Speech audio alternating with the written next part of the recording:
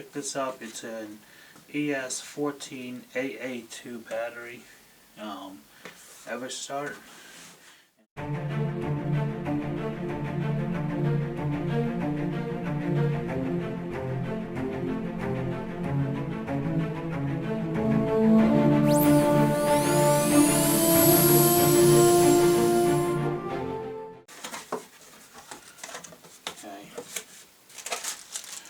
Comes with the hose, the venting hose, which is the clear one, and it comes with the spout hose to pour the battery acid in, and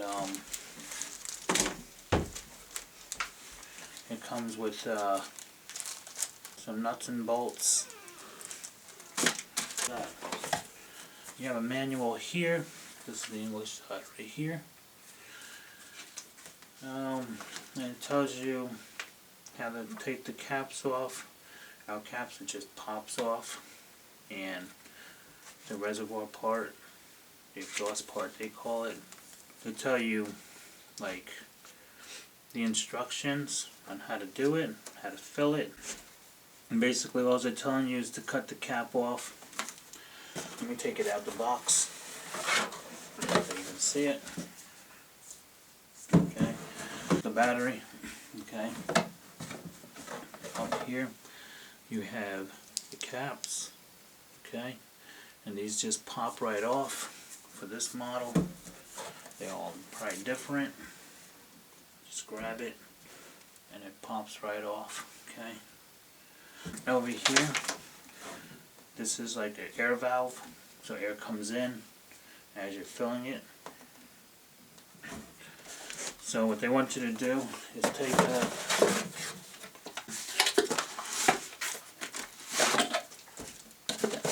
There's nothing else in this box, and there's nothing else in here now. Okay, just put this in here to get out the way.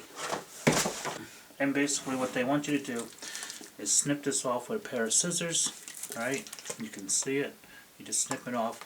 At the tip you need enough space so you can install the clear white hose. I can take it out and show you it.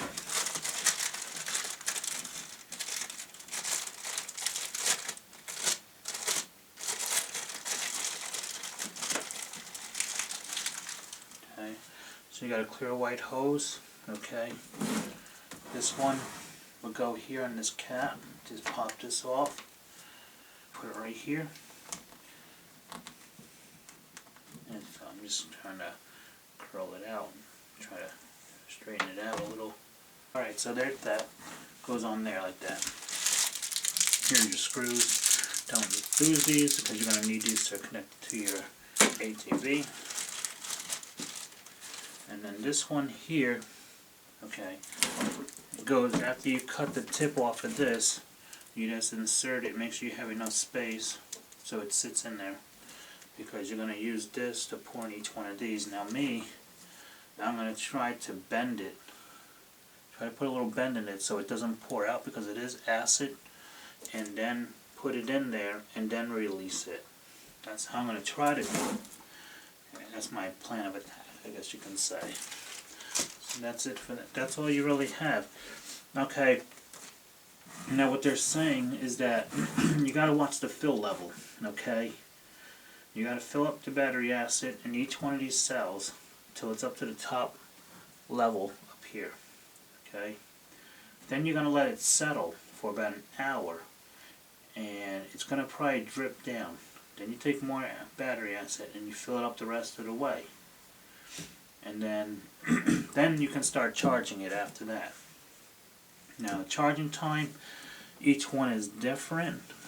Okay. You would see the manual for yourself to figure out which one is for you. Now what I'm going to do, in case you don't end up with a manual, I'm going to try to put this in a way so you can read it,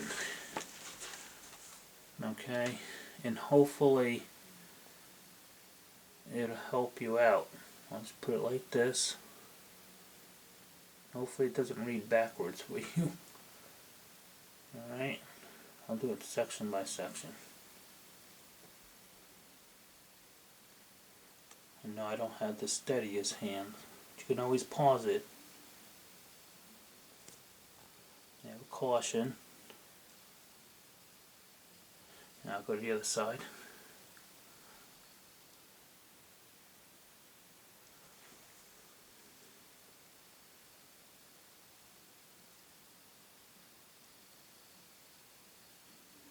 And like I said, you can pause it.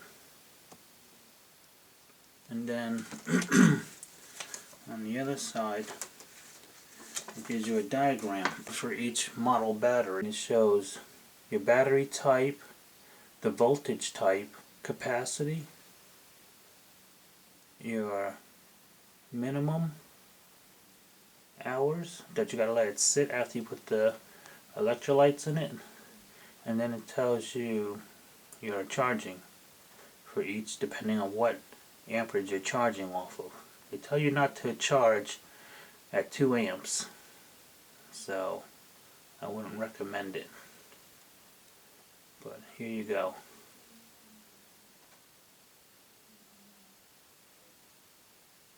Okay, and like I said, you can pause it at any time.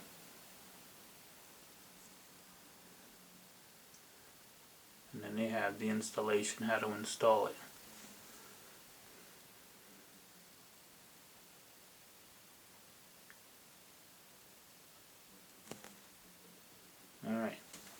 Alright, so I got a light over here in the back, you can see, and what I'm going to do is I'm going to put this here so the light can shine through the cells. See how it's almost transparent now through the cells? So I want to do that so when I'm filling it, I can actually see that it's going up to this line because I want to stop there. Alright. There's two more things I want to go over. The battery charger. A lot of them recommend a battery tender. This is a battery tender junior, and this charges at a low amperage. I don't know if it's adjustable. I haven't really looked at anything on it yet, but I will. But it does say size 3.3 inch times 2.3 inch times 1.4. Charge only. 12-foot output cord. Spark proof. Reserve hood up protection. Charge intended for household use. Then it gives like, it says the same thing in another language. What about Spanish? Input is 115 and 60 hertz, and then output is 12 at 750 milliamps. The weight is 1 pound. And distilled water. After you charge it, okay, it might drop below the level. You would use distilled water to charge it, I mean to fill it up to the proper level. You don't use this, the acid. And then you would charge it again for like another 30 minutes, they're saying. Or something like that, or 40% of the normal charge. If it doesn't reach its charge capacity of 12.7 is what it should be reading when you test it. Alright, so let's get started in filling it. I got my scissors here to cut that piece, and gloves to protect my hands, rubber gloves. So we are off. Now let me see if I can move this in a way so that light isn't so heavy. There. Okay. I'll put this off to the side for now. Put my glove on.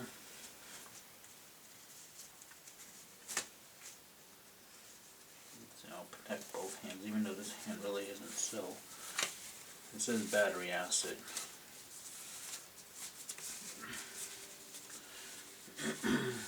They call it electrolyte, though. Electrolyte acid. It's just acid, and it's dangerous. So, do what you can. Protect yourself. Make sure it's well ventilated. Okay, have a window nearby, something. sure this stuff stinks.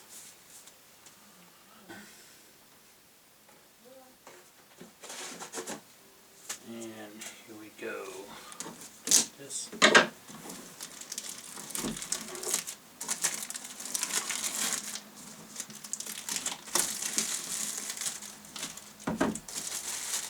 Kind of looks funny, huh? Hey, what can you do? I think I'm just gonna take them all off and put them off to the side.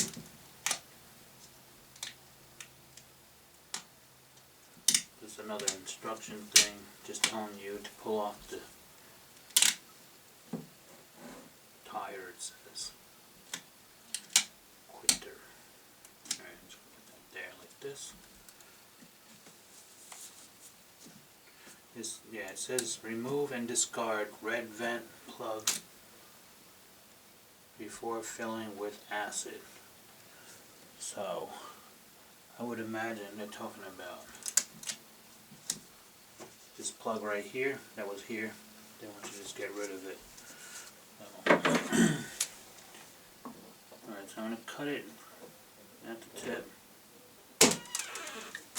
Alright, I put this on here.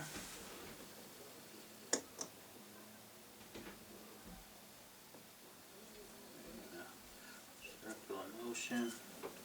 Okay, and that should be it. So this is ready to go. Okay, and I'll start with the first cell because I'm going to bend it down like this. I'm going to put it on there. Okay, and then I'm going to start to pour.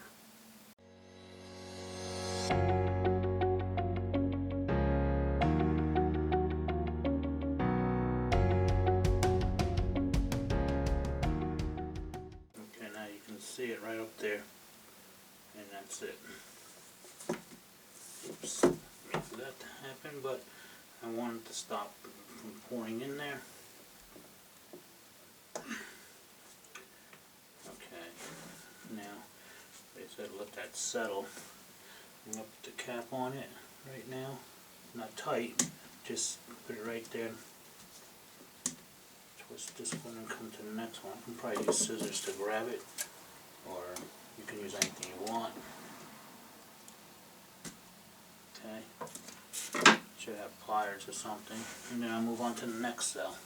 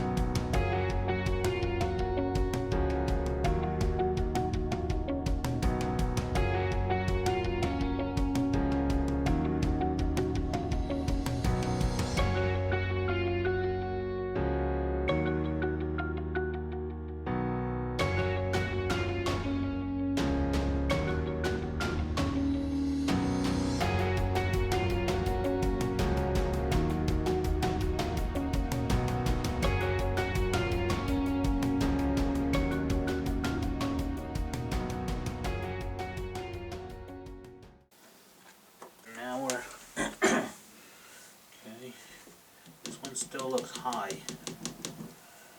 But they all look still pretty even too. So I don't know what to do about these ones here that are up above it. I mean, I guess I can leave it. There's really not much I can do about it.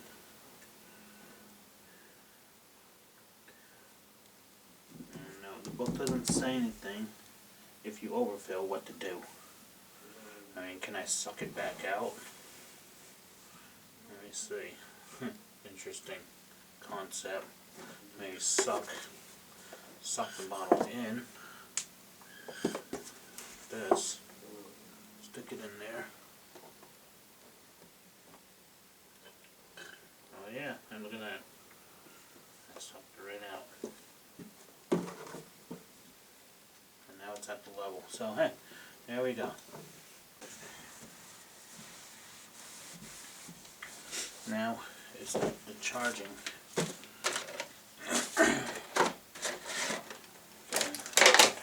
Out. Charger, cables. Okay, cables. It's got an indicator light. I believe it says something about flashing on it.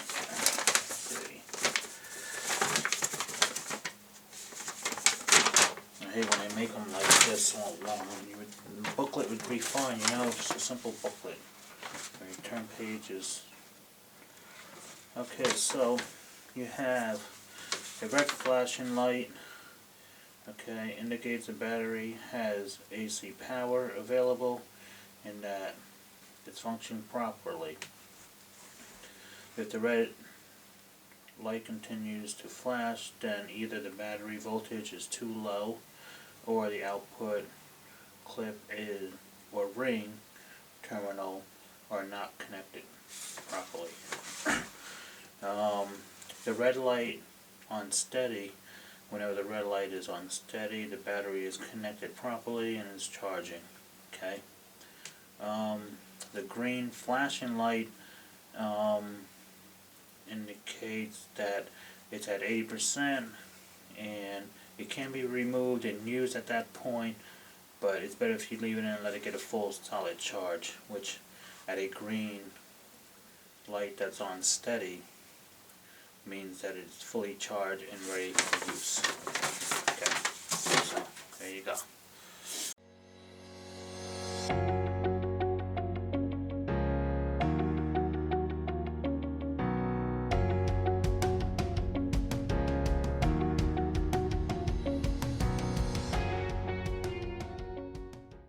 Now at this point, if the juices go down, instead of using what's remaining in here, I would use this distilled water instead, as they recommend. Okay.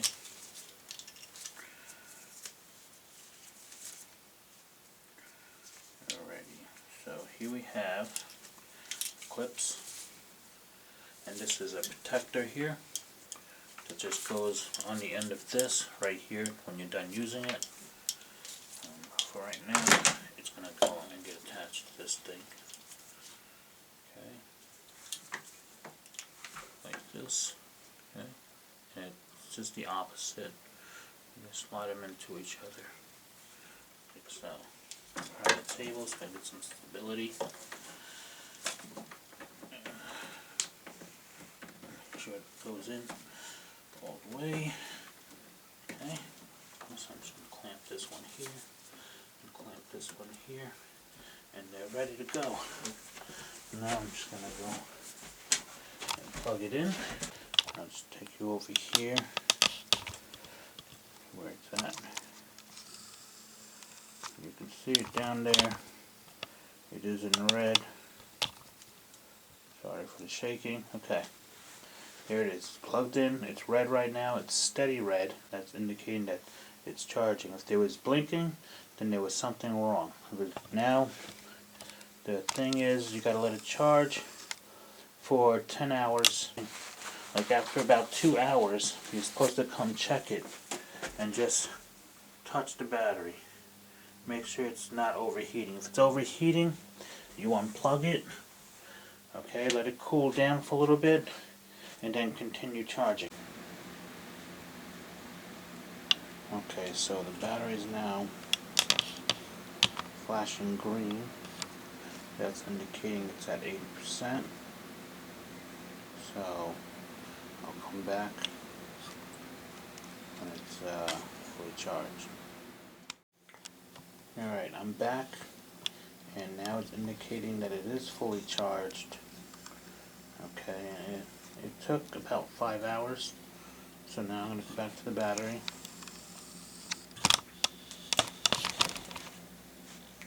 Right here.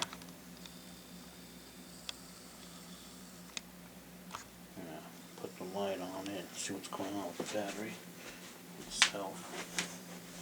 Light. Okay. They say not to take this vent hose off. It stays on there for the remainder.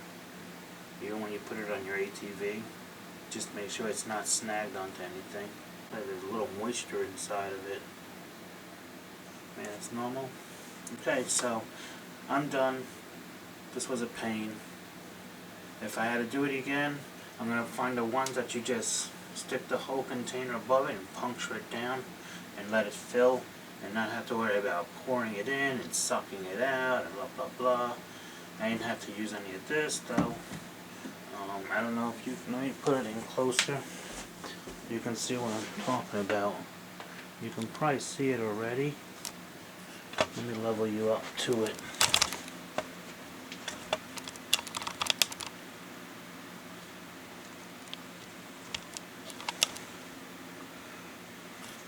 And as you can see, some of them are under it, and some of them are over it.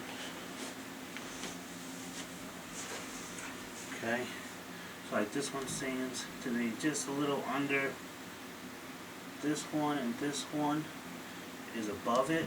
You can see it. This one's above it. All these are under it. So I'm just gonna leave it. You know, they don't indicate or say anything if it's above. What do you do? Okay, all these look fine. These over here look a little bit above it. I don't know, maybe because this is a positive side and this is a negative, maybe it's pushing up. I don't know.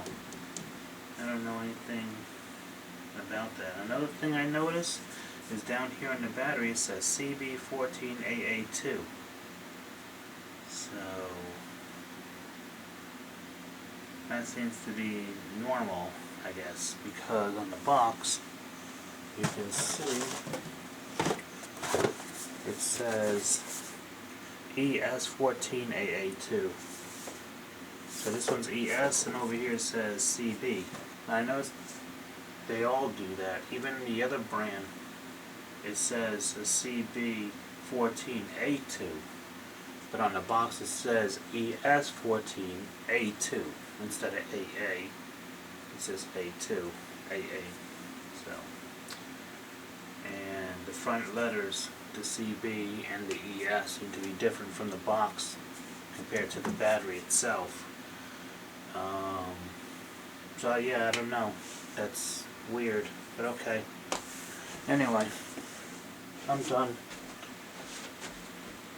It took about 5 hours to do, you know, and then the recharge maybe another 30 minutes. That's it. Alright, so just one more thing before I finish this off.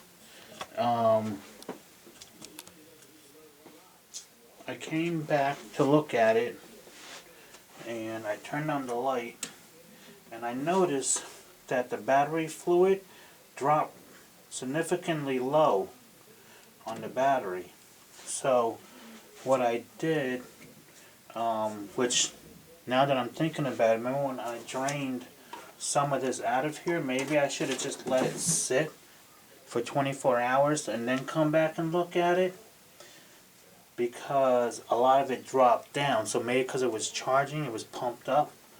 So what I ended up doing was taking the distilled water and bringing it back up to the level and then charging it again into the light red solid. And then when I tested it this time, which I'll show you right now, just put it on voltage, make sure it's on DC. Alright, and then I just touched the 2 now, and it's actually reading, oops, 12.92, which is good. You want it around there, okay? And so now I know that not to drain it out. You fill it up to the line. Once it's done charging, let it sit for a while. See, because now it's above the line once again. So maybe every time you charge it, or the battery gets charged up, the fluid probably rises up. So I didn't know that. Now I do. Okay, so I put the battery in the ATV. A couple of times I tried starting it and it wouldn't start right away. And that was because in here it takes water in, and usually in the summertime you would see water coming out of the snorkel. Well, this time it was frozen because it's like really cold outside. So I put a heater right in front of it, let it sit for a couple of hours, and it thawed it out, and then it started right up. So, hold on for a second. Yeah.